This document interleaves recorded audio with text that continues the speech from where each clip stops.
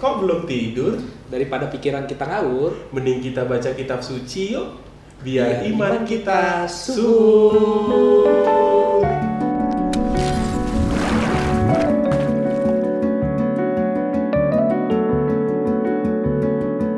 Bapak Ibu dan saudara-saudari sekalian, mari kita dengarkan bacaan Injil untuk hari Kamis pekan biasa yang ke-15. Bacaan Injil diambil dari Injil Matius. Sekali peristiwa, bersabdalah Yesus, "Datanglah kepadaku kalian semua yang letih lesu dan berbeban berat. Aku akan memberikan kelegaan kepadamu.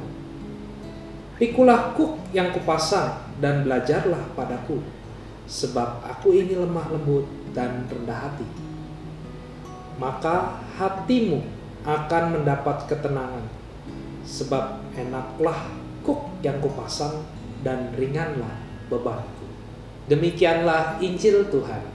Terpujilah Kristus. Ya Romo, ini kan bacaan ini menarik nih dan sering diulang-ulang ya. Betul. Mengenai kuk, mengenai datanglah padaku kalian semua yang letih lesu. Nah, buat apa Romo kadang-kadang tuh letih lesu datang buat apa ya? Biasa kalau letih lesu kita ditawarinnya kalau di TV apa? Minum obat tolak angin. Iya, supaya nggak masuk angin ya kan. Letih lesu, apalagi bapaknya suruh minum obat gitu. Tetapi Encok pegelinu ya kan. Tapi saya pikir kalau cari Injil ini bukan bicara soal letih lesu secara fisik ya, tetapi lebih kepada soal batinnya ya. Batin itu juga bisa letih lesu. Kadang-kadang fisik kita itu di luar tuh nampak happy, nampak cerah, tapi di batin itu kadang-kadang menyimpan keletihan yang luar biasa, kelesuan, capek, lelah ya.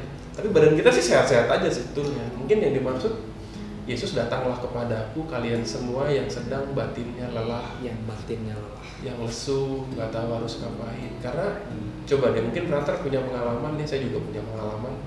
Kalau batinnya lesu dan lelah itu biasanya kemana larinya? Nah, ini Bapak Ibu, ya kan? kemana larinya? Kalau saya lagi capek gitu, bosen ya Romo ya. Biasanya tuh datang untuk berbincang bersama teman. Jadi berbincang, cari teman ya kan. Lalu terus yang lain lagi sharing pengalaman saya, kenapa saya tuh capek banget tuh. Lagi masa ujian misalnya, aku nggak bisa nih pelajaran ini, itu Romo. Tapi terus satu sisi ada satu aspek yang buat saya juga penting ketika dalam kelelahan tuh harus ada dalam situasi ini berjumpa dengan Tuhan. Itu yang buat saya tuh kadang-kadang saya mengalami suatu pengalaman, wah, aku bisa tenang lagi, bisa menemukan, oh iya, untuk apa ya aku belajar? Karena aku mau meniti jalan panggilan Mama. Iya, mirip saya juga. Saya mengartikan datanglah kepada Yesus itu bukan hanya sekedar dipersempit, sekedar wah, kalau saya letih lesu berarti saya harus ke gereja, ketemu dengan Tuhan, duduk di depan sakramen. Bisa juga, tapi saya tidak mengartikan hanya dengan itu. Kadang-kadang datanglah kepada Yesus itu saya mengartikannya adalah saya punya waktu berdua dengan Tuhan. Waktu berdua dengan Tuhan itu tidak hanya dipersempit dalam ruang dan waktu yang terbatas di gereja atau di kapel. Kadang-kadang saya ambil sepeda, saya pergi sendirian melalang buana, terus duduk di pematang sawah, memandang alam, ciptaan Allah, udah itu. Lalu ketika di situ, lalu saya merasa, saya jadi segar lagi. Lalu saya menemukan apa arti yang sedang saya perjuangkan selama ini misalnya. Apa arti pelayanan yang saya buat misalnya. Kok pelayanan saya kok ditolak-tolak mulu misalnya, kan bikin capek kan ya. Lalu di situ saya menemukan, artinya ini ternyata ya, bukan kamu yang memilihku, tapi aku yang memilih kamu. Ya udah, ikut aja gitu. Nggak usah pusing. Kalau kamu tolak, kalau ditolak ya nggak usah ribet gitu. Misalnya gitu. Jadi dalam perjumpaan dengan Tuhan lewat situasi seperti itu, kadang-kadang nas-nas dalam kitab suci atau ayat-ayat yang selama ini dibaca itu kadang-kadang keluar sendiri gitu ya. Keluar sendiri lalu akhirnya meneguhkan saya secara pribadi. Ya, gitu kan. Baik. Nah, ini Romo, di sini kan juga dibilang kuk apa? Saya pikir kok itu kok gini apa bunyi ayam kuk gitu misalnya, bukan kan? Bukan. Itu kurang Kuk lebih itu seperti sebuah analogi kalau kita lihat ya. kerbau membajak sawah itu kan ada kuk, namanya kuk itu kan berarti yang taruh di leher gini ya. Fungsinya untuk mengarahkan kerbau supaya lurus jalannya dan ada pengendalinya di belakang. Maka kalau misalnya dia katakan pikulah kuk, kita yang dikuk, lalu Allahnya di belakang, Tuhan di belakang mengarahkan kita. Betul.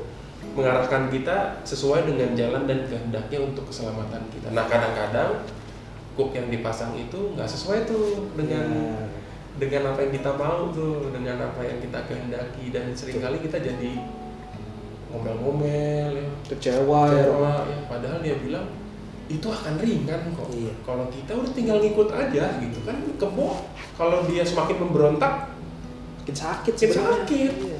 Kalau dia tinggal ngikut aja ringan apa? Ringan. Tinggal ngikut aja tuh aja. Cuma diarahin ngikut. Tapi kalau berontak-berontak wah pasti berat. Sama kita juga kalau udah diarahin sama Tuhan terjadi begitu, semakin kita memberontak semakin berat nanti, semakin berat rasanya. Tapi kalau kita ikut berserah, serahkan semua sama bimbingan Tuhan, yakinlah betul kata-kata itu. Karena seringkali dalam ajaran-ajaran Yesus kan seringkali kita dijungkir balikan ya, wah iya. Yang kecil jadi besar, besar jadi kecil gitu kan. Kalau dalam bahasanya Paulus itu diikat dalam galah rangsang.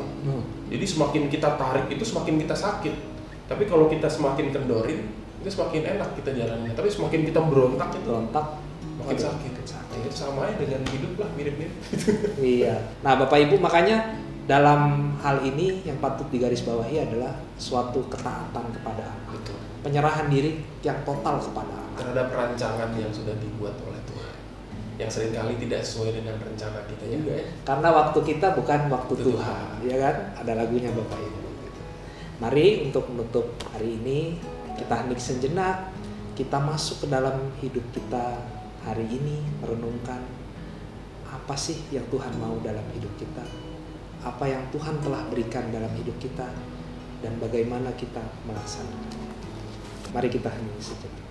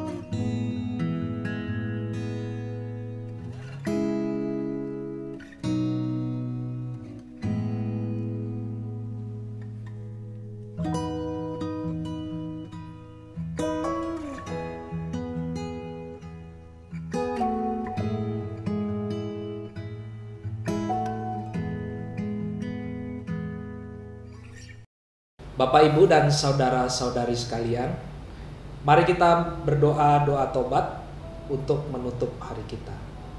Dalam nama Bapa dan Putra dan Roh Kudus. Amin. Allah yang Maha Rahim, aku menyesal atas dosaku. Aku sungguh patut Engkau hukum, terutama karena aku telah tidak setia kepada Engkau yang Maha Pengasih dan Maha Baik bagiku. Aku benci akan segala dosaku dan berjanji dengan pertolongan rahmat-Mu hendak memperbaiki hidupku dan tidak akan berbuat dosa lagi. Allah yang Maha Murah, ampunilah aku orang berdosa. Tuhan sertamu dan sertamu juga. Semoga kita sekalian istirahat kita pada malam hari ini dilindungi oleh berkat Allah yang Maha Kuasa, Bapa dan Putra dan Roh Kudus. Amin. Selamat istirahat. Selamat tidur.